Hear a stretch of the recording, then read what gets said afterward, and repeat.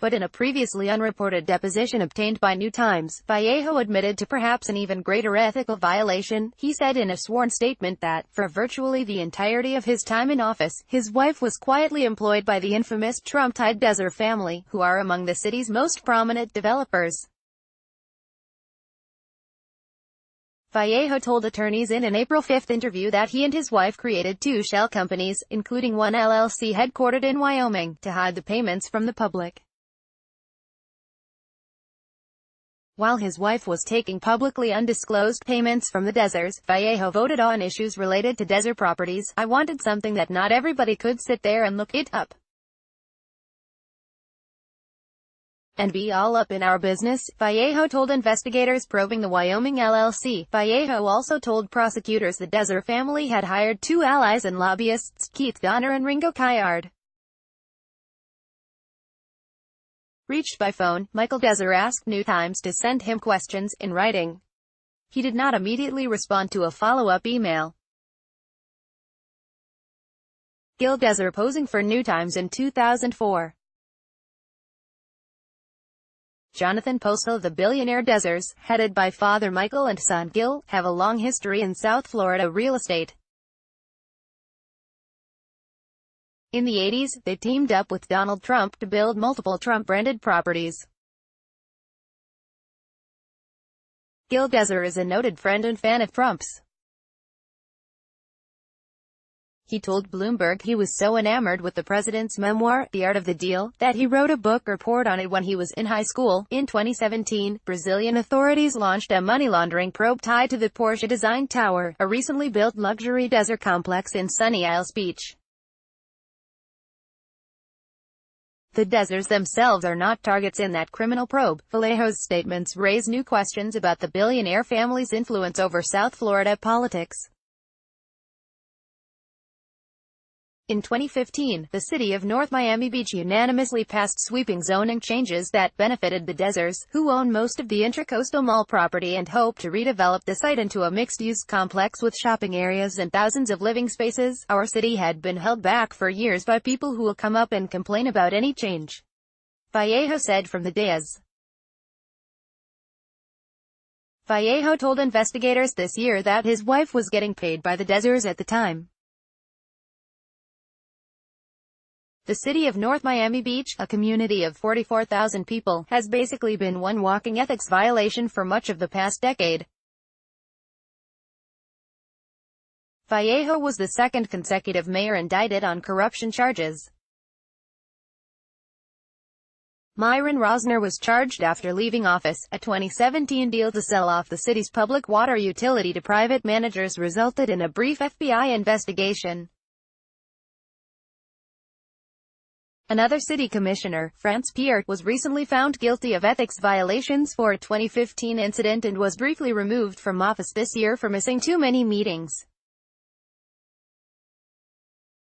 Pierre blamed the absences on a health issue and says he was railroaded off the dais by political enemies, but he remains under a public corruption investigation for a different matter. But Vallejo's April deposition paints a picture of a city strongly influenced by the Desser family's billions.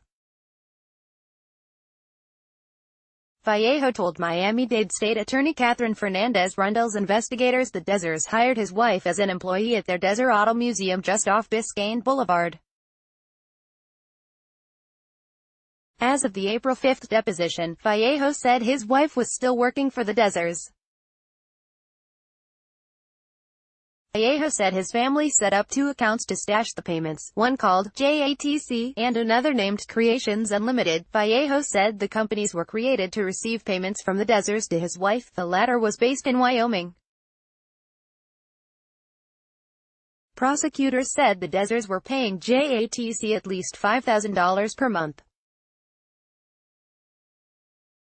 JATC and Creations Unlimited were also the two shell corporations Vallejo said he used to funnel away campaign money. At one point in the interview, investigators asked why Vallejo never disclosed that while he was campaigning to help the Dessers redevelop the Intracoastal Mall, his wife was also taking payments from the real estate magnates. "Have you ever told the commission or the taxpayers, or disclosed at the same time that you were pulling for that project, that you were taking money from the Dessers through all these things that you didn't want to own, through JATC and all that?" A prosecutor prosecutor asked the mayor.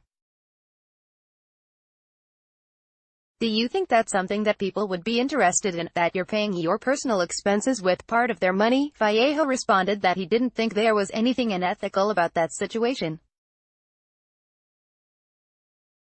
Later in the deposition, investigators again asked him if he thought the payment scheme was on the up and up. State Attorney's Office, you didn't see any conflict that was coming up?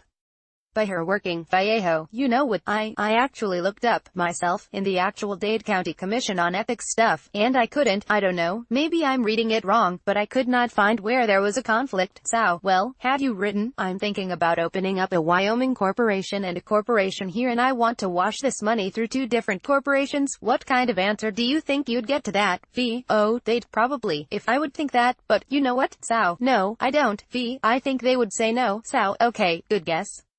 Prosecutors also say that, right when the Desers began paying Vallejo's wife, they also struck up a consulting deal with Donner and Kayard, who used a company called Caden, likely a portmanteau of their last names, to receive the funds.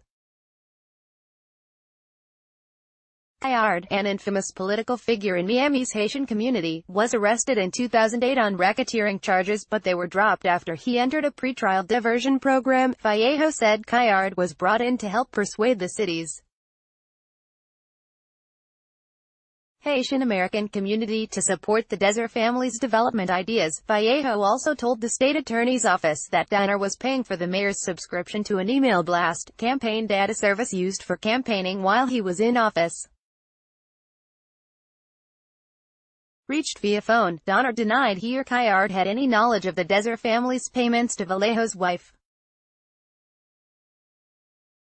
He said the Desers simply hired the two men as lobbyists on the Intracoastal Mall rezoning project and then were quickly let go once the zoning changes were approved in 2015. Donner said the payments for the email blast campaign data program were just $80 per month and were an essential tool his political action committee needed. Half of what George did was just silly, Donner said of Vallejo's campaign finance violations. What I counseled George on was how to stay in compliance with the laws. Compliance is not that hard. But unfortunately, George did not do that. Vallejo admitted to investigators that money donated to some of his political action committees was spent on groceries, clothing, personal items, and even a bat while Vallejo and his son were at a baseball tournament in Sarasota.